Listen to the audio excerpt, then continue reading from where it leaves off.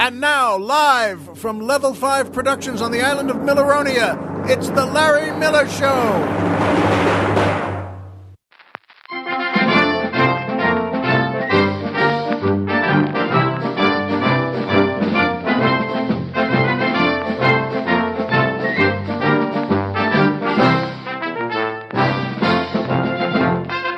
Good evening, Mr. and Mrs. America, and everyone who loves Seattle.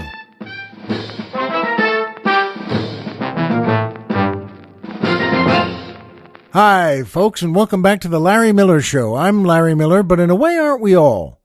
And boy, oh boy, is it a beautiful day, and we're on the mainland. Now, it's because I was away. I and my family were away, and we were in Seattle. But we're back now. We got back last night, and holy mackerel, was it good. But it's nice here now, and as Colonel Jeff just mentioned, well, it's not as hot as it has been for so long. But that's good, I think, right? Yeah. And, it's just a pleasure to be back. As my parents used to say, the old saying, it's good to go, but it's good to come home. And that's sure true. And I'm happy because, well, I think I always am, except for when I'm really cranky. But I'm happy also because of the music, which I love, and so does Colonel Jeff. That's, of course, the Steve in 2C Orchestra and the Roberta in 2A Dancers, featuring boy tenor Jackson Hunt asking the musical question, if my canine teeth get crowned, does that make them royal cuspids? Well, I love that musical question, Jackson, and mainly because it makes things royal. I like that. I don't know about how you folks are, but I still like the whole royal world. I don't know that much about it or anything about it. I've never been to a royal wedding or a royal anything, I guess. Or a royal engagement, but or a royal fox hunt. Do they still do that? And but you know what? I do like royal things, and I'll be honest, I don't know what a cuspid is, Jackson, and neither did Colonel Jeff, and I don't even know what it means to get a tooth crowned, and also neither did Colonel Jeff. But we both agreed it sounds adorable, and I think that's plenty. So thanks, Jackson. And by the way, I mentioned Steve in 2C and Roberta in 2A, and that's because my wife and I both met them on the plane coming back home from Seattle, and they were very nice, and they knew us from Little League, and Steve, the husband, is a big fan of the show here on our podcast, and that's another thing. It's like Jackson's question, that's enough for me. But they were very nice, and we had a good time with them chatting about this and that, and having many good memories of Little League, except for all the people we hated. But you know what? What's wrong with that? So thanks, Steve, and thanks, Roberta. It's a pleasure. And as we said, we'll see you on the next one. And by Amazon. That's right, Amazon. Oh, again, a terrific company. Maybe my favorite company in the world. And not just because they pay a percentage of what you order from them to us in cash. Okay, it is that. But and what's wrong with that? What's wrong being hired for that, for money? But we like them very much. And, you can get anything in the world from Amazon, whatever you want. You can get there from, your computer, your iPhone, your anything phone. And, but my advice to you is always, don't do that. Let us take you there. What you do is go to our website, LarryMillerPodcast.com. Who's on the Mountain, Tom Mix?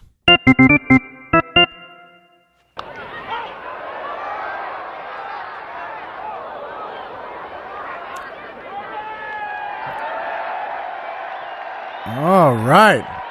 I think that was officially the slowest baseball game in history. But I would have loved it, and so would Colonel Jeff.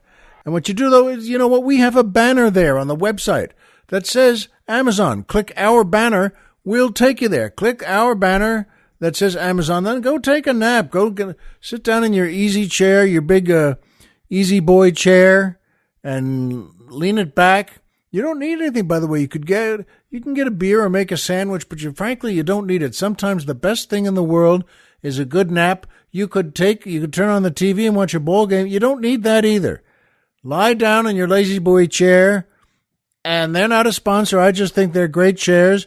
And put a magazine over your face, and that's it. And we'll get you to Amazon.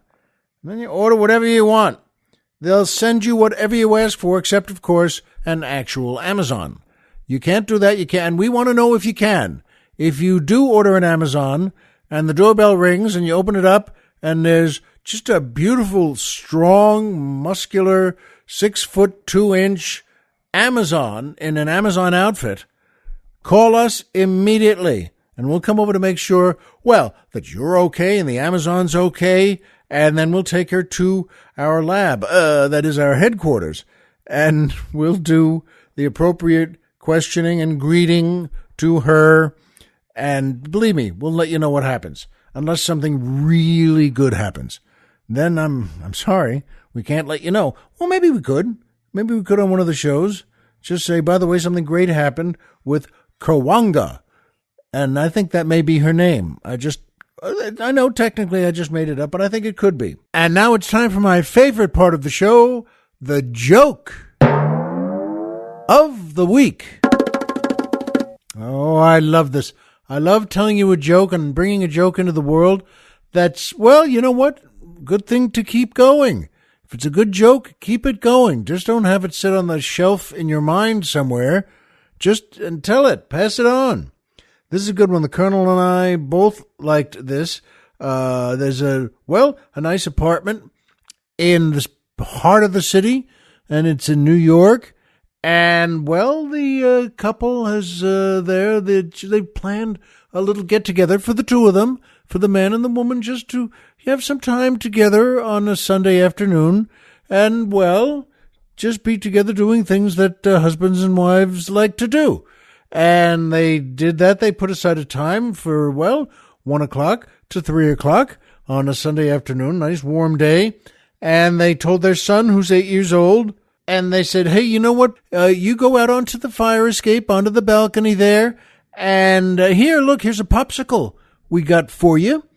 And you just go out there and relax and enjoy the popsicle and sit there and, watch all the things you can from that great fire escape, that terrific balcony.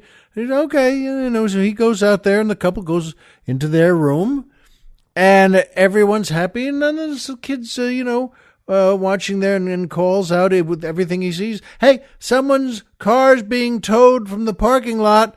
All right. And, an ambulance just drove by. And the Andersons have company, and, looks like the Coopers are having sex. And the mother is shocked, and she kind of, pulls out of her, wait, what? How do you know that? And he says, Jimmy Cooper is out on his balcony eating a popsicle. We got a kick out of that. I hope you do too. That was sent in, by the way, by listener Robert Monroe. So, thanks, Bob. That's a good one. And that brings me to my second favorite part of the show, the Poetry Corner.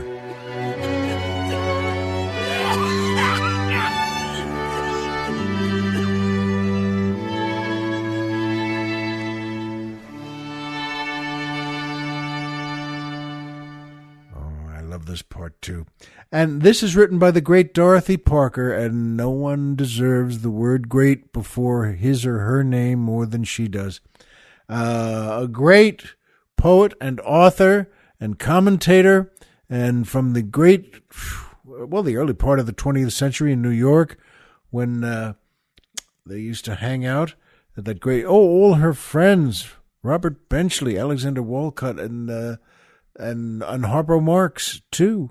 And they were there every day in the afternoon at the Algonquin Round Table. That's what it became known as because everyone knew they went there to hang out. And wasn't a thing where anyone could just sit in with them. It was the 6 or 7 of them, and they were so witty and so smart, and they really loved each other.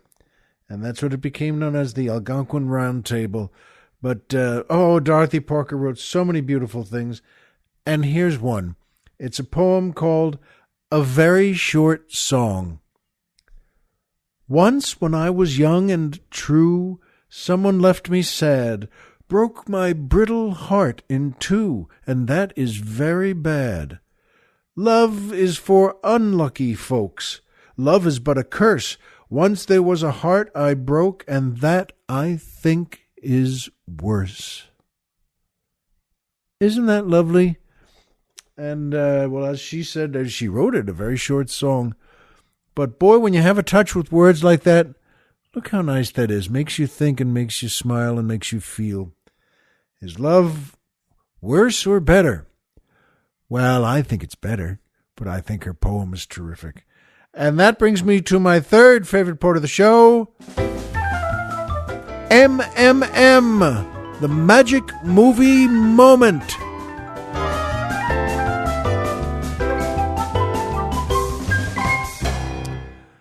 This is a terrific movie.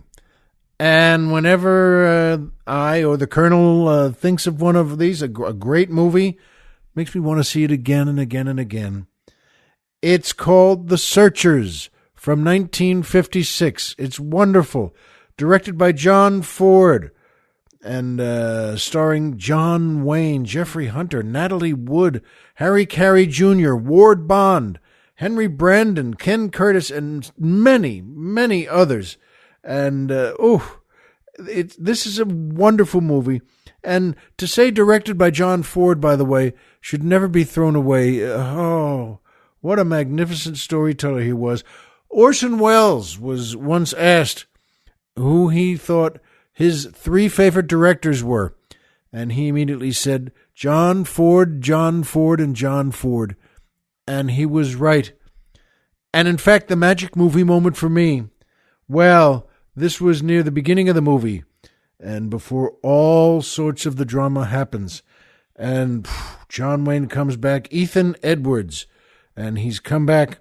He's a grizzled Civil War veteran for the Confederacy, and he comes back looking for peace, and he goes to his brother's home, a little small ranch in West Texas, and that's his brother Aaron Edwards, and he meets the things that go on. Actually, they become the Searchers.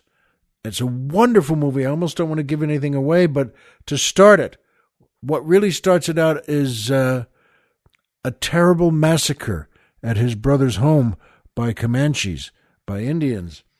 And before that happens, though, it wouldn't be good to shoot that if it was during what happens. But before they do that, the great John Ford paints a picture. He was great at painting pictures in his visual art, in his movies. And this magic movie moment for me is one of them. It's inside, the little cabin, the home of Ethan and Aaron, the brother, and his wife, and their kids. And one of their kids is Natalie Wood, although played at that time when they shot this by her sister, Lana Wood. And Lana was wonderful, and I remember her also because she was in Playboy. Lana was, shot in Playboy. And that's, I can only tell you, that's the kind of thing a 12-year-old boy remembers. One of my friends got that from his dad, that magazine, that issue, and brought it over and said, "Phew, Lana Wood." And they said she was the sister of Natalie Wood. And that's close enough for me. And at any rate, though, so that was Lana as the little girl. And Ford paints a picture for us. He shows the family in their, living and dining room. Remember, this was a cabin. And Ward Bond comes by as the preacher and the sheriff. And he comes by to visit. And he's in the background and the children are in the front, and the wife takes John Wayne's Confederate uniform coat out of his bag, out of his luggage, and she folds it and touches it and just smooths it out in a way. And folks, the look on her face, and as she touches it and smooths it, I knew as a kid, as an 8-year-old, doesn't matter.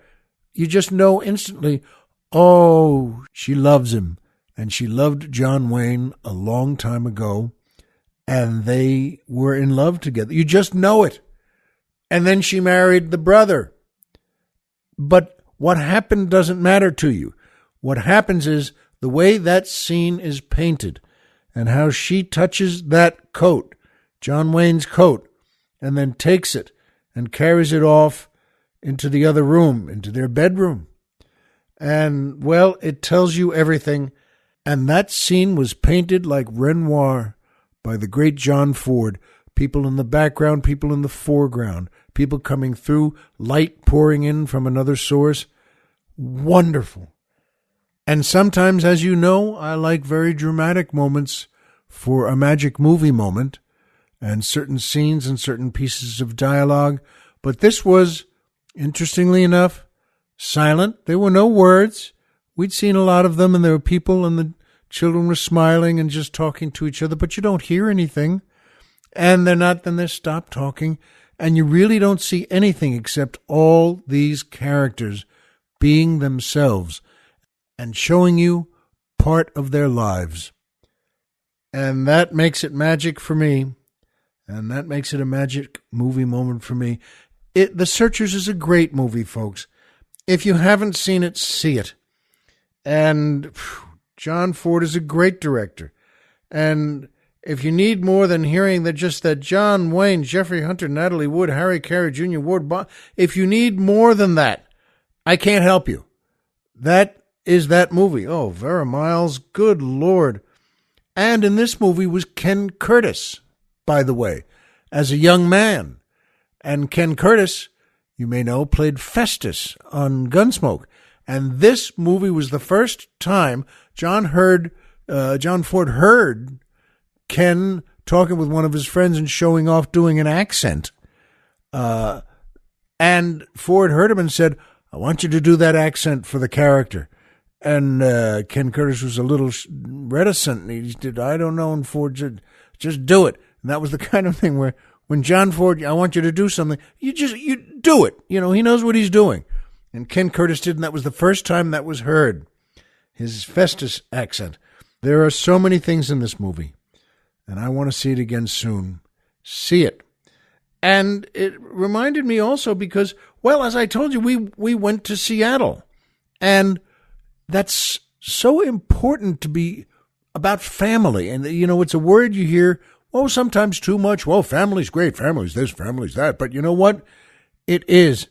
And my wife talked me into it, and she said, my nephew, Jason, and his wife, Liz, and their kids, oh boy, Max and Teddy, and they live in Seattle. And my sister, who's Jason's mother, and her daughter, Deborah, and Russell, and their kids, Tyler and Mason. It's funny. It took me a while to just make sure I got to name people. That's the start of loving them, I think, is knowing the names. But they all flew in from the East Coast, and this was a really good gathering. And my wife said to me, you know what? Don't be so cranky this time. Don't get angry. Don't get annoyed. And those are easy things for me to do. But, you know, she said, because this is good. This is our family. It's your family. This is your blood.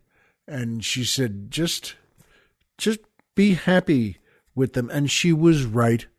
We had a wonderful time together. And I had a wonderful time telling them how happy I was to see them and be with them. And that is all true. Along the way, we had some experiences in our hotel.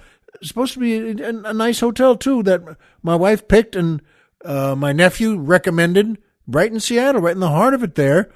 And it was It's a Marriott hotel, the Renaissance, I think, or the Reservoir, something with an R.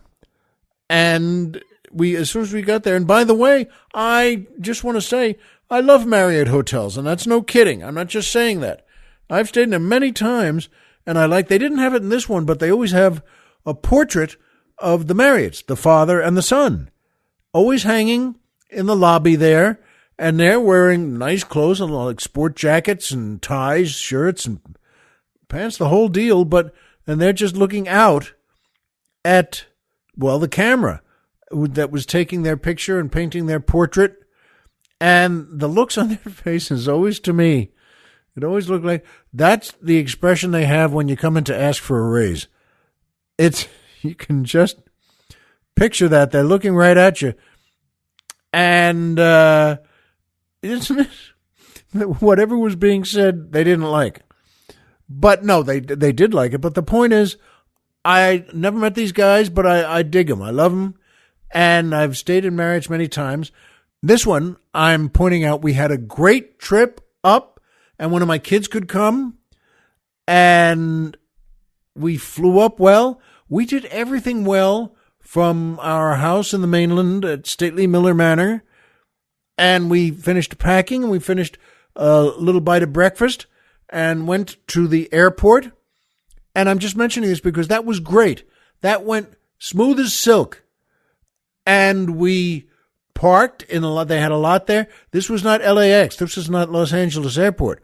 This was the Hollywood Burbank Airport, which should still be called the Bob Hope Airport to me. I don't know why people change these names. And I mentioned that in the car to my wife and to my son. Why do they have to do these? And, they disagreed, I think my son was close to saying, yeah, I know what you mean. But you know what? That's fine. That's how I feel. To still be the Bob Hope Airport. And we took off, and it was great. A wonderful flight on a wonderful airline, Alaska Airlines, and they're terrific. And I'm saying this because then we got into Seattle, we landed, and we caught a cab and with a fella who'd been in the country, I think, about 30, 40 minutes. But he was fine. He was terrific and took us to this hotel, got our bags out and walked them up to the front desk. And right there, the whole thing went, because my wife had taken the trouble to make good reservations for us, for me and her in one room, and then for our son in another room, but close by so that it's on the same floor, same hall, same, just two or three doors down.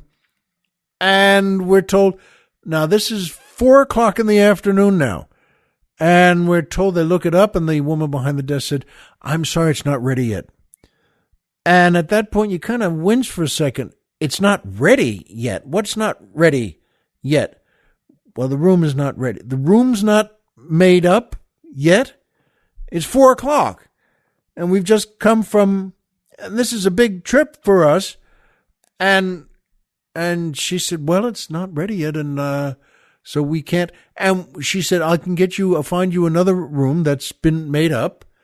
And, my wife kind of said, why would you do that? Why would, at 4:00, you don't have a room made? It can't be ready at 4:00. This is our trip. Does anyone ever like to hear that? And do you want another room? Well, no. Gee, kind of don't. And how long will it take to make up that room? And, well, we don't know. They don't know. No one knows. And then it could it be on the same floor and the same as our son? No, it can't. Well, that's part of how and why we made the reservation. All right. And the young woman said, I'll tell you what, let me look and I'll find you one, maybe not just like it, but good room, a very nice room. Okay. And she did. She found us a corner room. I don't know what the word corner means, by the way, in offices or hotel rooms, but she found us a corner room and found a room, not a couple of doors down, but for our son on that floor. and sort of around the corner. And, well, all right, okay, all right, okay.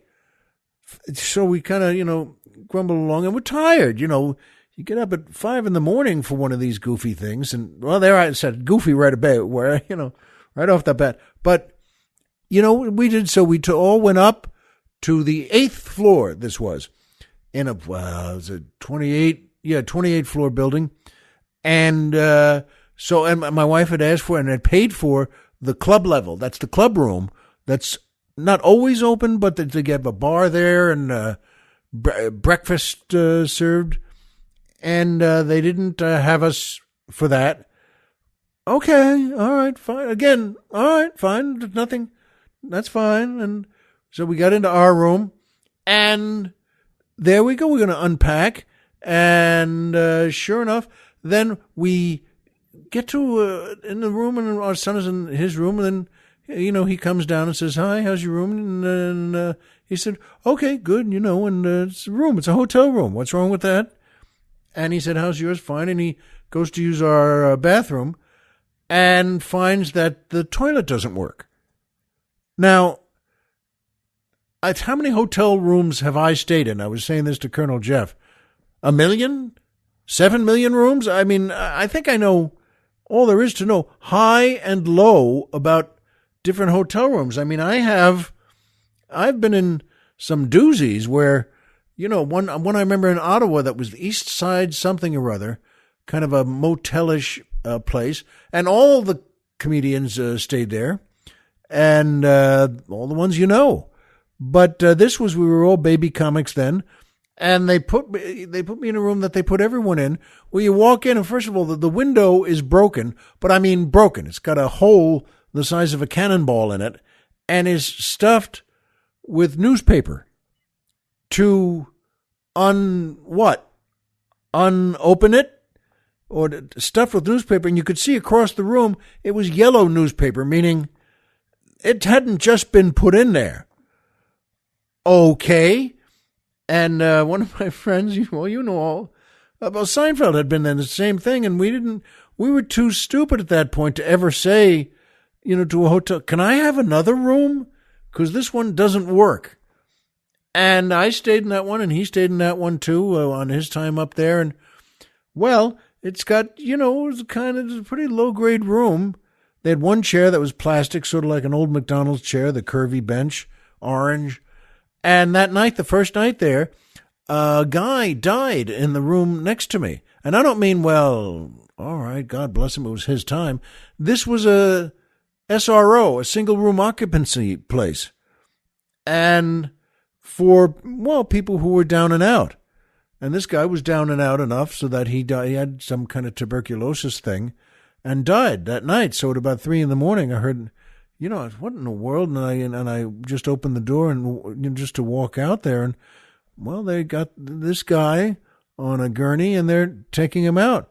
What happened? He's dead. Oh, okay. All right. That's never happened to me before.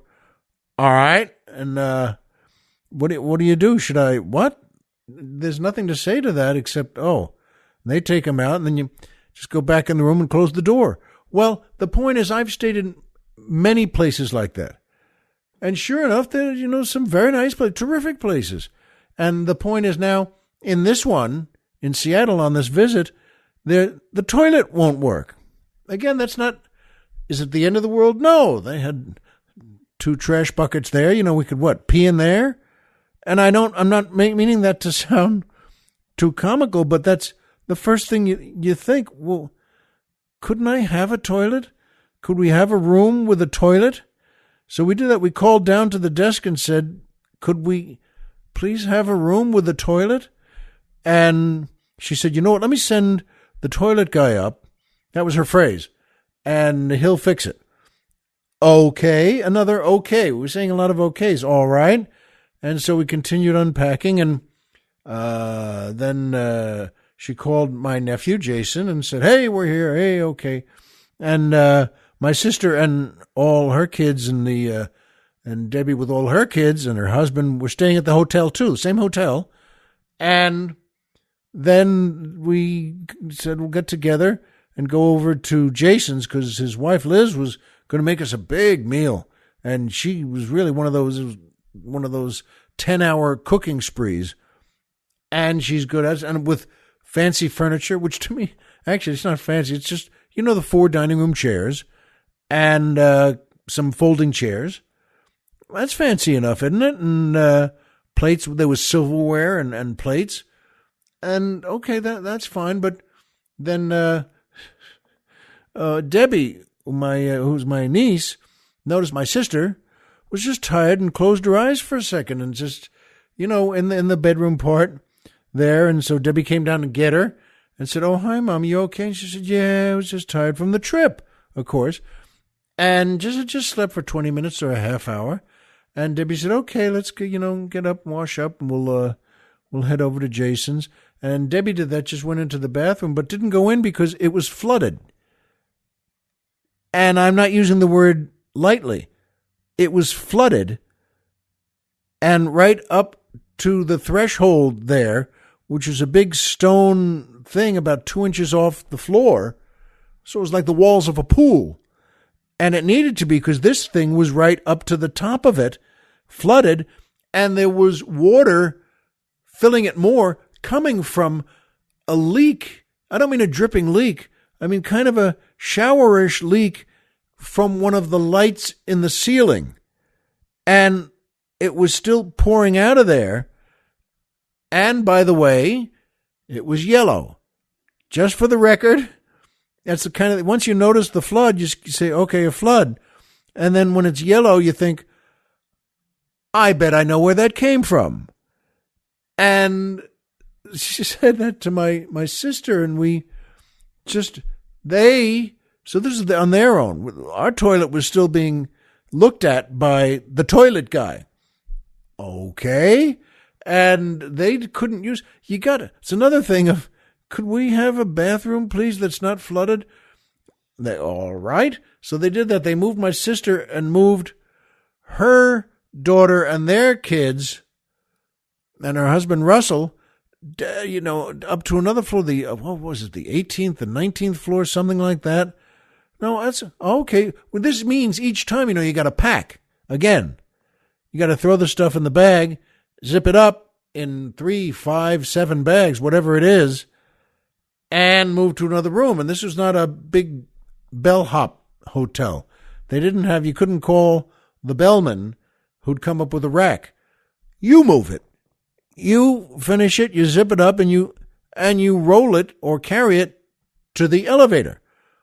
All right. And then we got together. This thing took 20 minutes more, but that's all, again, okay, fine.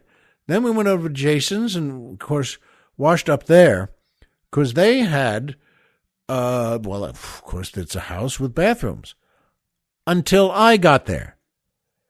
And I needed the bathroom, which happens. We're all human beings. And I needed it in a non-yellow way. And that's all I'm going to say about it. And I think that's all I have to say. And that's fine. And I stood up and flushed and went to wash my hands.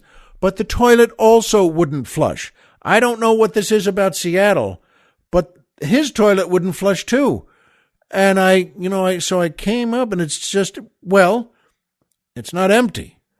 And I was washed up and I said, "Hey, I'm sorry, but I think I killed your toilet. I don't know what happened here." And he said, "Nah, don't worry about it. And, it happens with the kids a lot. And and by the way, I wasn't worried about it. This was just, hey, fine with me. It's not my house, not my toilet.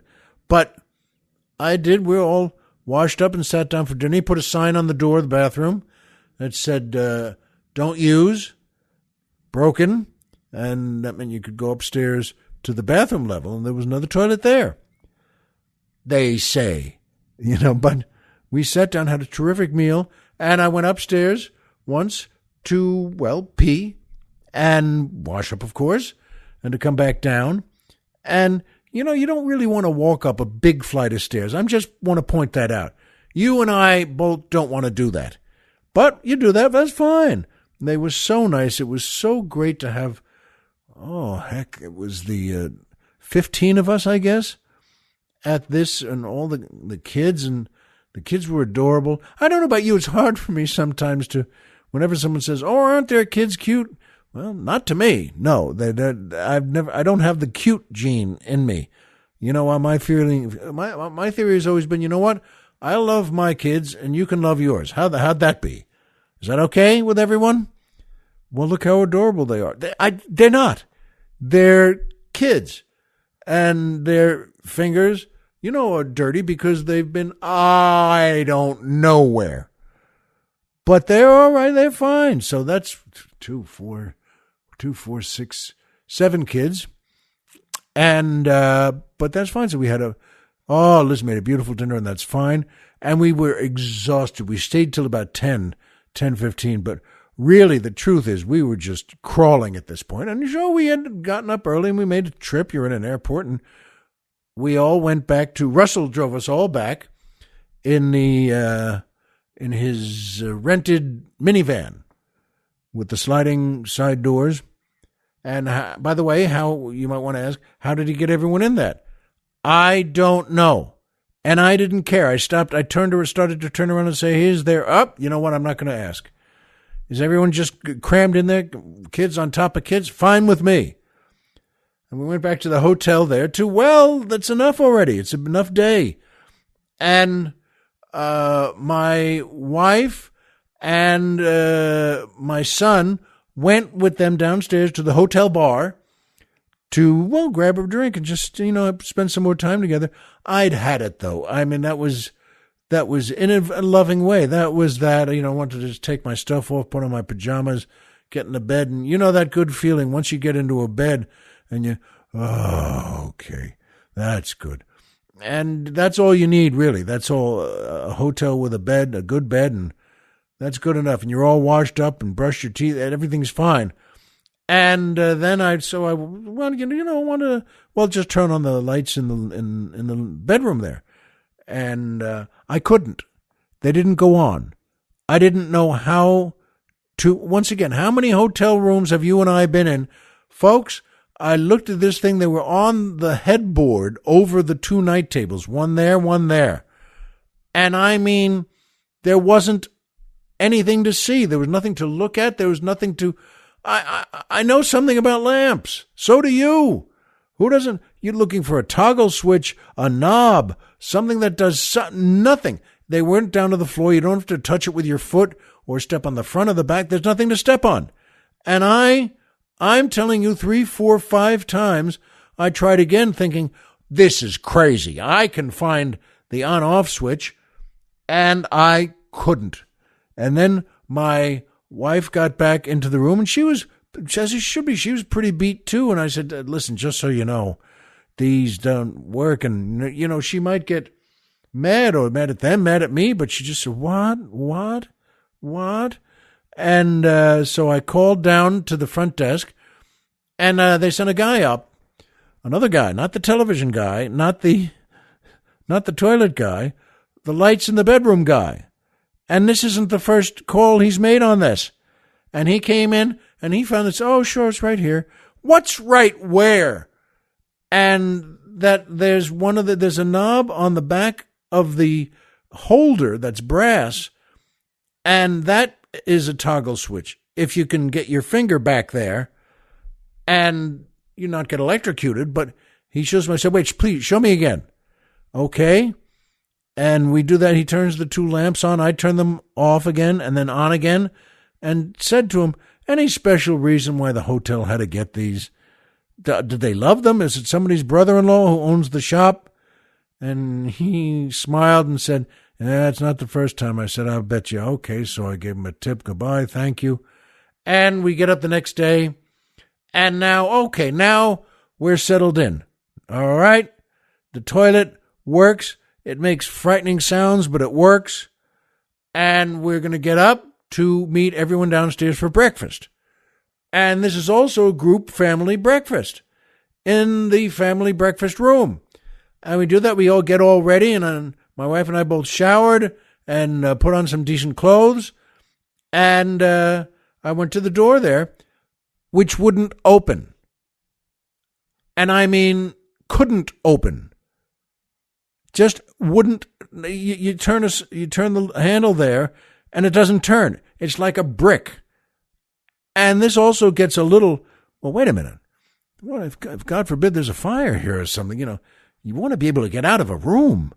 And I mean, folks, this wasn't, the deadbolt wasn't moving, and this handle didn't move. You can't, how do you not just open a door with a handle? And it didn't. And I called, well, of course, immediately down to the front desk, said, we can't open the door here. And they had heard this before too, but I said, please, send someone up immediately to open the door guy. And they did. They sent up a door guy who was there, and, just an hour or two. No, it wasn't. It was like 5 minutes. He came up. He was a nice fella and nodded and smiled. And we didn't really speak together because we couldn't. And he showed that he just opened it. And I said, now, will this work again? And he said, oh, yes. Okay. And so we didn't change rooms for this. And we went downstairs to the breakfast. Now, to be honest, you're a little thrown at this point. The door wouldn't open. And I said to people there, because everybody had another thing happen in the room that really scared you. And I said, you know what? If they just put a brick wall up, that would be fine with me. You want to keep us in the room? I don't know why, but sure, make a brick wall. And then so we could open the door, and then there's a brick wall there. But that would still keep us in. And folks, I'm telling you, at this point, we were a little scared, and we were going to go over, that's right, to Jason's house again. But I had time to say to Eileen, and she agreed. I said, look, we gotta get another room. This is a little nuts, isn't it? The toilet doesn't work, and then, you're locked in the room, that the handle won't even move. And she said, you're right. And I said, you know what, let's, and then we said, we didn't ask the people at the desk. And I said, you know what, let's just forget about it. It probably works now. And she said, I think you're right. And we were going to go over, as I said, to Jason's house. And when we got back from their nice lunch meal there, that was another 103 courses. Liz did a great job. But when we got back to the hotel, they called us from the desk and said, we got you another room, because they had heard about this from my sister and Debbie. And Eileen and I said, what? No, we didn't. They said, come on, let's just do that. We were tired again, just looking to lay down. And we said, that's when my wife, Eileen, just said, all right, let's do this fast. All right? Saying this to me, and I said, you're right. We threw everything into the bag, zipped it, jammed it down there. Didn't matter. Dress, jam it. Shirt, jam it. We didn't care. The idea was get it done. Get it done now. And we did. We took everything, did what she always calls a stupid check, which is you check in the room, and moved to the other room, which was on the 20th floor now. Now, remember, we don't care about this. We just want to be able to pee and sleep. That's not a lot to ask. And so we got to the other room, and then she said, oh, wait, my computer bag. And I had saved the key from the other room, and she found the computer bag. And that was good, of course, and that was nice. And then she got back down to me, and I had that's right. Then the guy came by who had switched the rooms, and I went to tip him, but I didn't have my wallet. I couldn't find my wallet. And I said, oh, no. And I used the same key again, the old room key, and went back down there. Couldn't find it. And then just kept looking. I said, this is crazy. And then found it on one of the shelves in the closet. I didn't put it there. And by the way, there was no money taken, no credit cards taken. I said, all right, I got the wallet. And I went back down to the room there, and she said, you got the wallet? I said, yeah, I got the wallet. Now you're kidding. Remember, it's like a pioneer family. When will they attack? I don't know. And we did again, and we're going back to Jason's house about 5:30 for the next gigantic meal and we did, but each thing, remember, is making you a little nutty. And I went, oh, now they put us on the club level for the second room switch. That's, again, I'm not looking for that. Eileen, we just want to pee and sleep. That's what they should have describing the stay there. And you know what? So I went up to the club level and got us some waters, a couple of cold bottles of water there, and just nodded and smiled at everyone, came back down. And I'm telling you, folks, it was so crazy to go back then to Jason's and them saying, and what's wrong with that place? And I did not say, hey, you suggested it, buddy. I didn't say that. I was thinking it, but I didn't say that. And I'm loving everybody now. Not being cranky at all. Not just... Plus, he had fixed the toilet. I don't know how. I mean, he's good at things, but there was no sign on it that said, don't use. So I said, well, the heck with it. And I went in and used it. And I peed and it flushed. And then I washed my hands. It's funny to mention all these things like they're giant occurrences. And folks, we went back and I was so tired. Again, at about 8:00, I said to Eileen, would you mind if I left? And just, you come back and later and you and our kid come back and you just hang here and, be nice with everyone. She said, sure, go ahead. So she called me Uber, the Uber company or Uber guy. I don't know how they do that. But he came there in 2 minutes. 2 minutes he came there and I said goodbye to everyone. Hey, goodbye.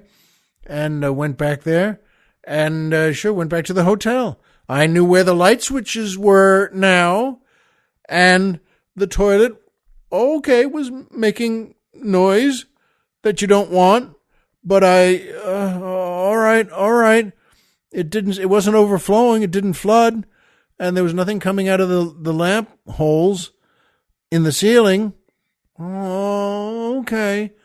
And folks, I'm telling you, and the next day, I'm leaving out 7 or 8 things that were really, death threat things, where you'd say, how could you be doing this? What kind of a place are you?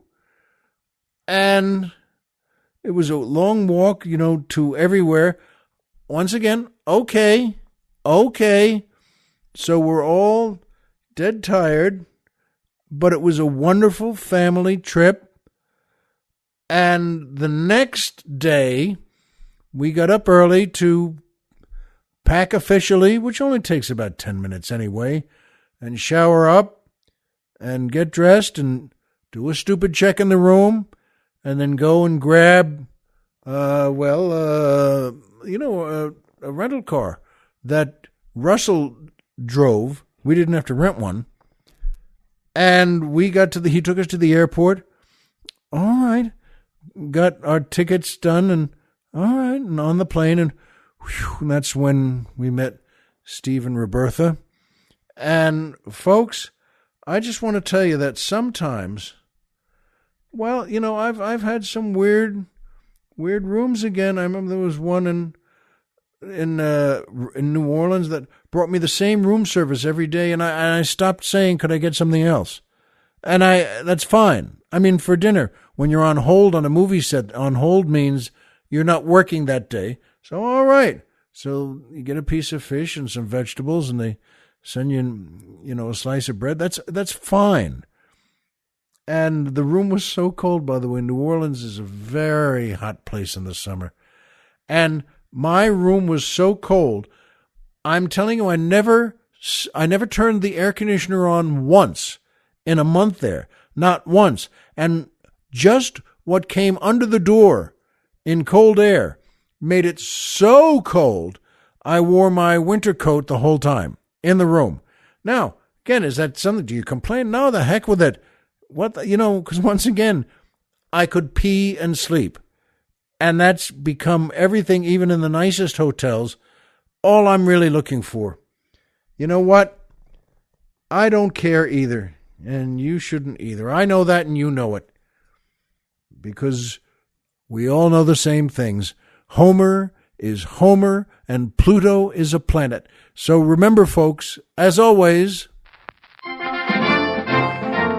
if you walked out of bed today and had a job to go to and a nice home to come back to and someone there who cares about you, folks, the game's over and you've won. And you know what? You can probably pee there. Be well, relax, and we'll see you here next time.